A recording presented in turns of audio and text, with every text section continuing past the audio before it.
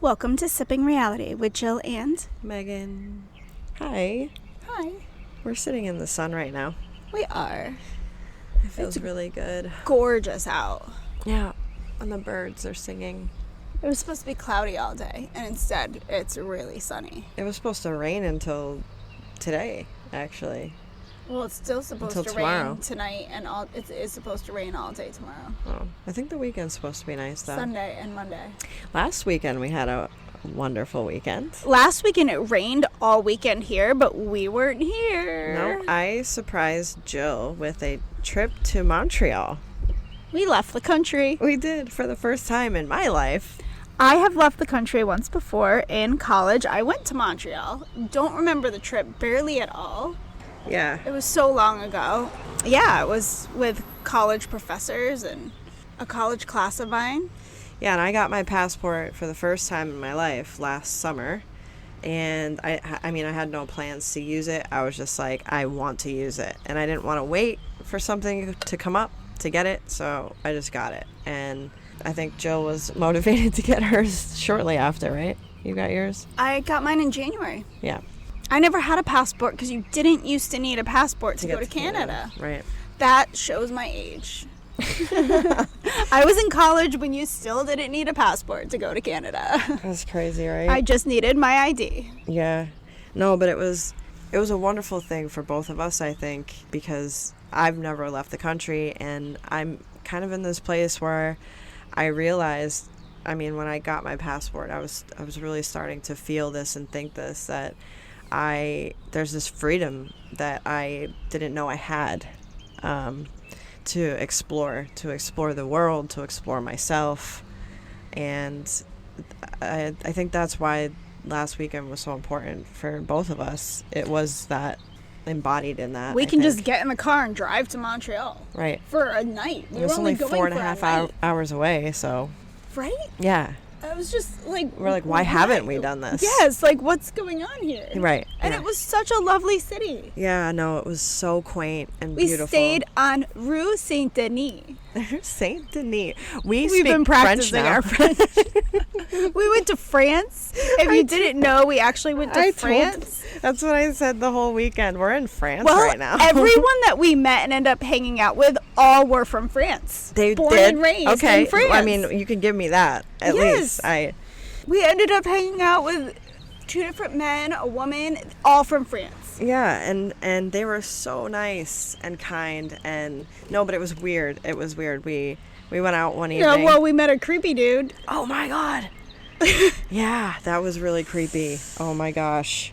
Yep. Megan connected in this group to try and help us with our travels and Connect where's the with best locals places and to stuff. go, Yeah. what should we see, where should we eat. So she was connecting with people, and so she ended up connecting with this one guy who was like, let's meet up, and she's like, okay, and then we're like, no, we're not feeling good about this And we guy. went So out to she eat. never contacted him back, and he came and found us. Yeah, I did give him it was probably really stupid of me to give him a general area of where we were.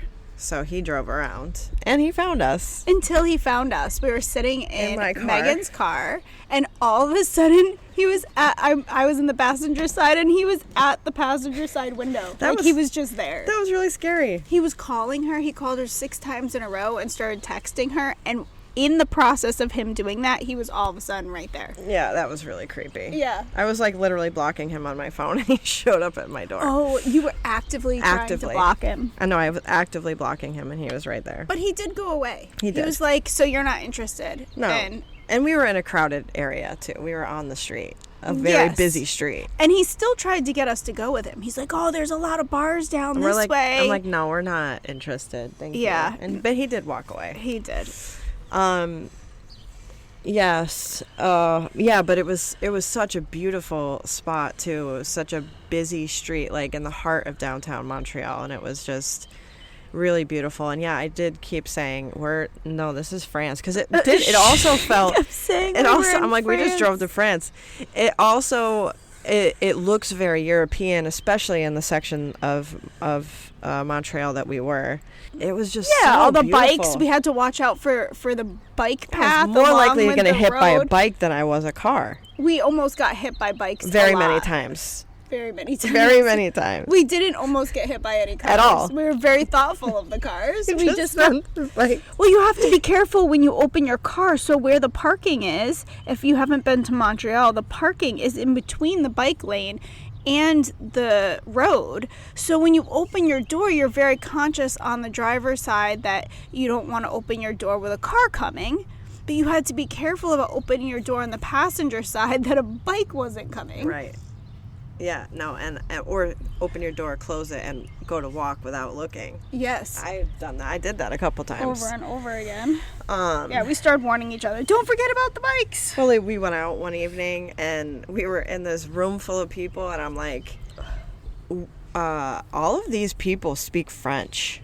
Oh, she said that like 1,000 times. I think I did say it 1,000 times. Did. Legitimately 1,000 times. Yes. She's like, I'm like, everybody here speaks French. I'm like, they speak French. They speak French. And she's like, okay, get the point. They all speak French. Yes. They legally have to teach French. It's a law in Quebec. Well, you know, it is. To keep the culture, I the think French it's culture. so beautiful to keep a language alive, and English is so widespread. I wish that we were forced to take on a second language. Forced. No. Yes. I would have been so grateful if they forced me to learn a second language from a young child. Well, I put my kids in a dual language program when they were young, and it ended up messing them up because then we moved. And the new town we lived in didn't have dual language. So then they were like behind. Well, then they were behind in reading and everything in English because they were learning in both. It's a different learning style that has to happen. Right. So it really messed them up. And now they don't know any Spanish, which is really sad. But they were going to be completely bilingual. Yeah. And it would be so good for them. Yeah, I was I'd really love to into know that. Spanish and French. Those are like my two languages that I've always wanted to learn. But yeah, it was... I mean, the experience, too, just, like, being in a little flat and, like, leaving whenever we wanted and walking out and deciding what we wanted to do and where we wanted to go. And yeah, city life is really cool. There's some things about city life that everything is in walking distance. Don't like. I really enjoy the ocean. I really enjoy having a yard. There's some things that I really enjoy, but I also... When I lived in Boston when I was younger, I really loved city life. So it was nice to have that for a weekend.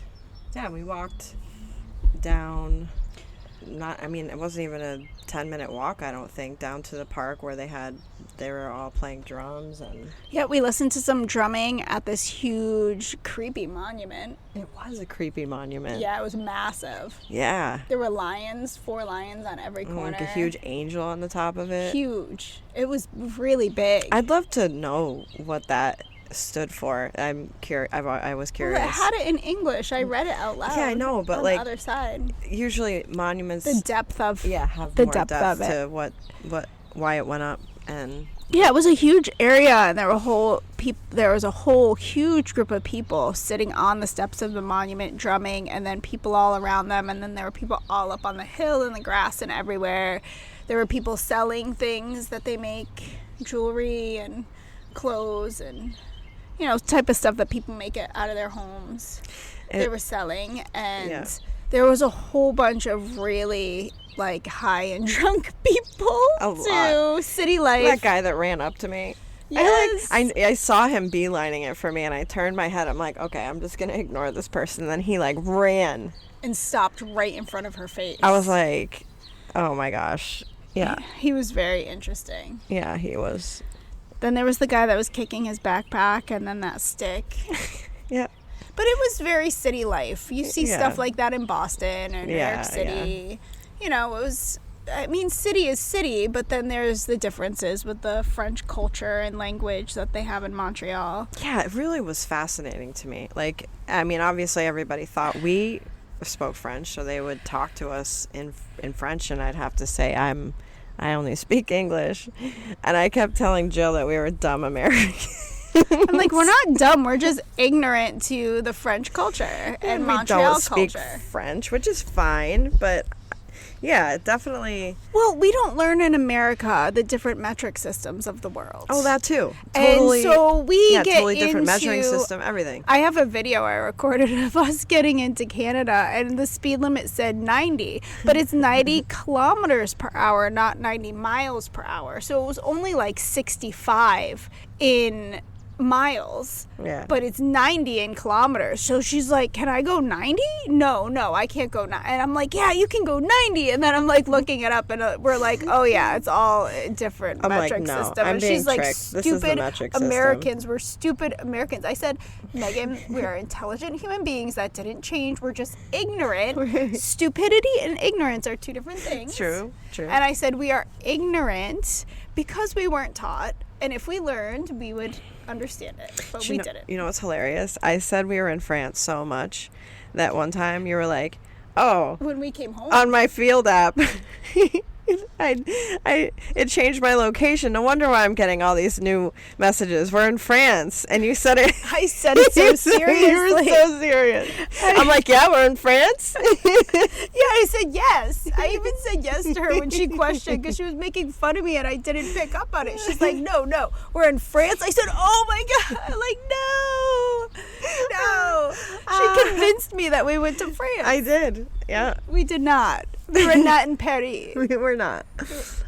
But it felt like very European there. We were on Rue Saint Denis, and we kept saying Dennis. And then finally halfway through the trip, we're like, Denis. Everybody was saying Denis, so yeah. We started saying Denis. We picked up. Yeah. We picked it up. We did. We were like, okay. We were trying to read signs on the way in. So there's a street called Montreal. Royal. No, I'm trying to say how they say it. Montreal. Mount Royal, but they sounds say like Montreal. And it sounds like Montreal. Yeah. And I kept thinking they were saying Montreal to Megan when she was asking directions and things. And then I'm like, oh, Mount Royal. Yeah. Montreal. Yeah. I don't know. However. Montreal. Yeah, it sounds like Montreal. And then there was a store.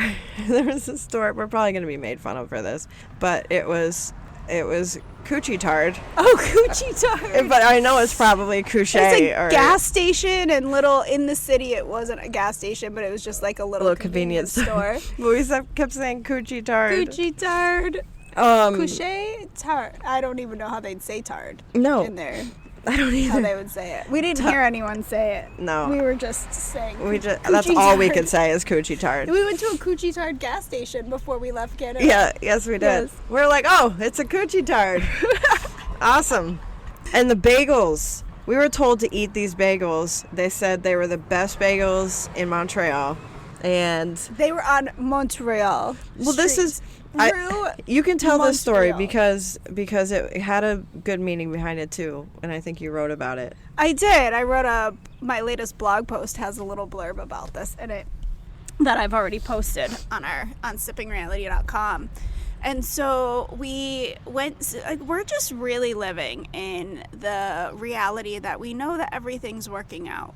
And when something appears in the moment as if it's not working out, it's not necessarily because it's not. It's just because our way isn't always the best way, and our timing isn't always the best timing. And yet we have painful things need to happen. Well, yeah, it's a means to an end if we can see it that way and learn from it. And so we were going down to this bagel place. Like, several people on this group had told Megan to go there, and this one gentleman that took us around the city said we had to. We just kept talking about it, sent us the address, everything. And so we show up, and they take American cash, but we didn't have any American cash on us. And it was really weird because they're the only place that didn't take American debit. The whole time. But every store we went to. Every other place took American debit. They only took Canadian debit, it was just strange, but whatever. So there was a huge line. We get in line. This guy comes out. He says that he doesn't take what we have. Yeah. And so we're like, okay, we were starving. It was like 10:30 in the morning by now. We had just done a 15-20 minute walk to this bagel shop. Yep. And we had been up for 4 hours. We were really hungry. Yeah. And we're like, okay, well, that wasn't the place to go. Everyone said to go there, but that's not our place this morning. So we turned around. We walked a couple blocks back towards where we were staying. And there was this place. There was this bagel place. We had passed it on the way to the bagel place we were going to, but we hadn't noticed. Of course, we didn't notice it because we were so focused on this one place that we had to go to. We end up going inside, and there are no customers inside, but it smells delicious. The bagels look amazing. They have these fancy bagel sandwiches that were awesome. Well, Megan got one. I got this I got the salmon and lox open. Jalapeno garlic honey cream cheese. It was amazing. Yeah, and those fluffy bagels. The bagels were fluffy and chewy inside. When you ripped them, the way they ripped apart, they were amazing. And so we saw this other bagel place. We said, this is our place.